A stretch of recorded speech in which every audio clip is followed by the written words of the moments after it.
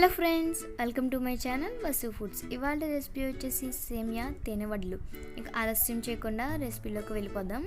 ముందుగా stove on చేసి ఒక గిన్నె పెట్టుకోవాలి. ఇందులో వాటర్ అనేది బాయిల్ చేసుకోవాలండి. వాటర్ అనేది బాగా బాయిల్ అయిన తర్వాత ఇక్కడ నేను 1 కప్పు వరకు సేమియా వేస్తున్నాను. ఈ సేమియా అనేది బాగా ఉడకాలండి. మెత్తగా ఉడకకపోతే వడలు వేసుకోవడానికి వీలుగా ఉండదు. దీన్ని ఉడకనిద్దాం. ఈలోపు వేరొక స్టవ్ పై పెట్టుకోవాలి. ఇప్పుడు ఈ స్టవ్ పై పాకం రెడీ చేసుకుందామండి. ఒక గిన్నె పెట్టి 1 కప్పు వరకు పంచదారని యాడ్ చేస్తున్నాను. 1 కప్పు పంచదారకి 1.5 కప్పు నీళ్ళు యాడ్ చేస్తున్నానండి. ఎక్కువగా మరగనవసరం లేదు. పంచదార అంతా కరిగి ఒక 5 నిమిషాలు మరిగినిస్తే సరిపోతుంది. ఇందులో 2 దంచిన యాలకులు వేస్తున్నాను. యాలకులు వేయడం వల్ల మంచి ఫ్లేవర్ అనేది వస్తుంది. చూసారు కదా, ఈ విధంగా ఉంటే సరిపోతుంది. వేరే పాకం ఏమి రానవసరం లేదు. ఇప్పుడు దీన్ని పక్కన పెట్టుకొని ఈలోపు ఉడికించిన సేమియాని తీసుకుందాం. చూసారు కదా, సేమియా అనేది మెత్తగా ఉడికిపోయిందండి. ఈ విధంగా ఉంటే సరిపోతుంది. ఎక్కువగా ఉడకనవసరం లేదు. చూసారు కదా, ఇప్పుడు దీన్ని వడగట్టుకొని ఒక బౌల్లోకి తీసుకుందాం. దీన్ని మొత్తం చల్లారి పెట్టుకోవాలండి.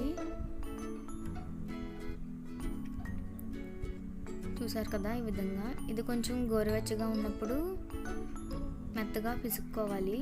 ఇందులోనే 3 టేబుల్ స్పూన్ వరకు వరిపిండి యాడ్ చేస్తున్నాను బైండింగ్ కోసం.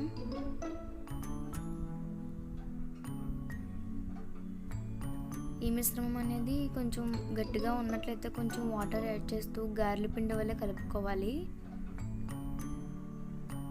ఇప్పుడు కొంచెం కొంచెంగా తీసుకుంటూ తడి చేసుకొని వడలుగా వత్తుకోవాలండి. ఇక్కడ చూపించిన విధంగా. చూసారు కదా, ఇప్పుడు వేడిగా కాగే నూనెలో వేయించుకోవాలి.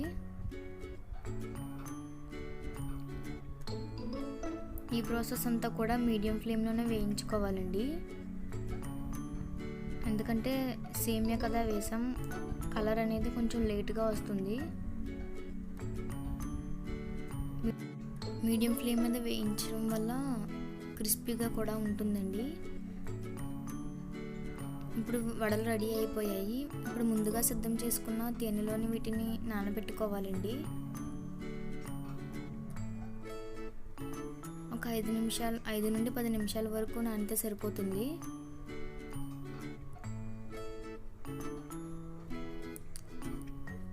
చూడడానికి పేరే వెరైటీగా కాదండి, తినడానికి కూడా డిఫరెంట్ టేస్ట్ వస్తుంది. ఇప్పుడు మూత పెట్టి 10 నుండి 15 నిమిషాల వరకు నానబెట్టుకుంటే సరిపోతుంది. చూసారు కదా, తేనె అనేది ఎంత బాగా పీల్చుకున్నాయో. ఈ వీడియో కనుక మీకు నచ్చినట్లయితే లైక్ చేయండి, షేర్ చేయండి. నా ఛానల్ని సబ్స్క్రైబ్ చేయడం మాత్రం మర్చిపోవద్దు. మీరు కూడా తప్పకుండా ట్రై చేసి చూడండి.